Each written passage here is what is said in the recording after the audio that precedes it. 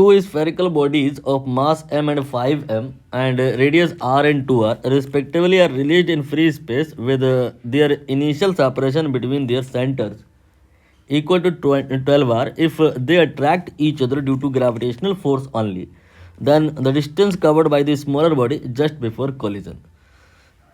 सीधे शब्दों में अगर बात करें तो ऐसा है कि यहाँ पर दो पॉइंट मास नहीं है। यही इस क्वेश्चन की सबसे बड़ी डिफिकल्टी है। दोनों में यहाँ पर साइज है, दोनों ही स्फेरिकल हैं। एक का रेडियस जो है वो आर है और दूसरे का रेडियस वो आर नहीं है, वो 2r है। तो इधर आर हो गया, इधर 2r हो गया। ये इनके सेंटर्स हैं। सपोज करिए ये बॉडी ए है, ये बॉडी बी है। तो यहाँ पर इनका सेंटर अगर हम लिखें तो ये C1 हो गया, ये C2 हो गया। सेंटर टू सेंटर ये डिस्टेंस गिवन है, ये आपका 12r है। हाँ, जो अगर ये पॉइंट मास होते तो बिकॉज ऑफ म्यूचुअल अट्रैक्शन ये एक पॉइंट पे जा कर के मिलते, तो इनके द्वारा जो डिस्टेंस इन टोटल चली गई होती, जो डिस्टेंस यहाँ पे सेपरेशन है वो 12r है और सेपरेशन लास्ट में अगर पॉइंट मास होते तो वो 0 होती। तो यहाँ पर जो सेपरेशन रिड्यूस हुई है वो 12r होती इफ़ ये स्फेयर ना होते, पॉइंट मास होते तो। बट यहाँ पर ये पॉइंट मास नहीं है, ये स्फेयर है। तो इसकी वजह से जो इनके द्वारा सेपरेशन कवर होगी वो इन टोटल 12r हो ही नहीं सकती। बीच में इनकी सरफेस आड़े आ जाएंगी, उससे अंदर तो नहीं पेनिट्रेट कर जाएंगे ना। तो बताना ये है कि टकराने के पहले म्यूचुअल अट्रैक्शन की वजह से ये टकराएंगे, जाके टकराने के पहले ये कितना कितना चल जाएंगे, स्मॉलर वाले का बताना है। क्वेश्चन आपको समझ में आ गया होगा। आप चाहो तो अब कर सकते हो। यहाँ पर मैं अगर इनको पॉइंट मास मान करके चलूँ तो क्या होगा, क्या ये मिड पॉइंट पे आके मिलेंगे? ये कहाँ पे मिलेंगे, इसके लिए इनका मास देखना पड़ जाएगा। इधर इसका m है, इधर इसका 5m है।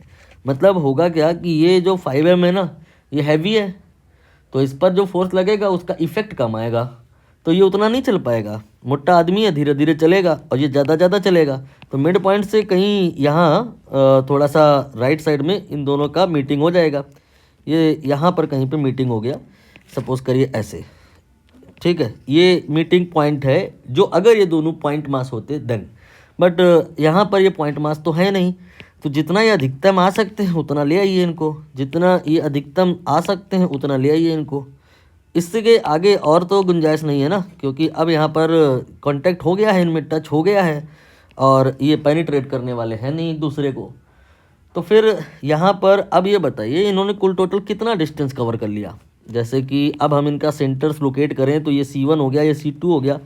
सेंटर टू सेंटर सेपरेशन यहाँ पर क्या अब 0 हो गई है। सेंटर टू सेंटर जो सेपरेशन है अभी भी तो यहाँ पर है, कितने के बराबर है, 3r के बराबर है। ये कैसे पता चला भाई, इनकी रेडियस जोड़ ली मैंने।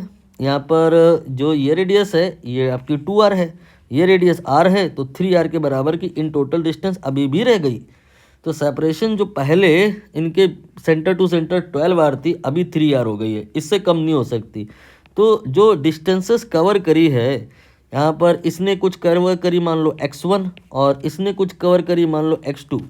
तो x1 प्लस x2 जो टोटल डिडक्शन हुआ है सेपरेशन में, क्या वो 12r हो गया है? 12r से 3r हुआ है, 9r यू कैन से। ये होगा total distance covered by a plus b, यानी कि x1 प्लस x2। अब यहाँ x1 और x2 हमें निकालना है।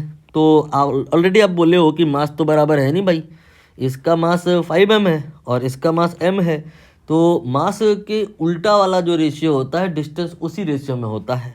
मतलब यहाँ पे जो अगर आप इसको मानो कि ये x अमाउंट से कवर करेगा तो ये आपका ना 5x अमाउंट से करेगा, क्योंकि ये हल्का है, फास्ट आएगा।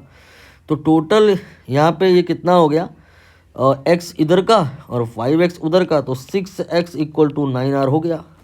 और यहाँ से x हम निकाल सकते हैं, तो 9/6, 9/6 यानी कि 3/2, 1.5r आ गया। तो ये x2 आ गया भाई। ये आपका जो चलेगा ये 1.5r चलेगा और जो x1 चलेगा ये इसका 5 गुना होगा।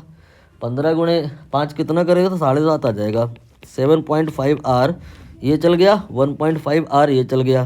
पूछे नहीं स्मॉलर वाला बताओ कितना चल गया, तो स्मॉलर वाला यहाँ पर ये सी ऑप्शन करेक्ट हो गया, 7.5r चल गया।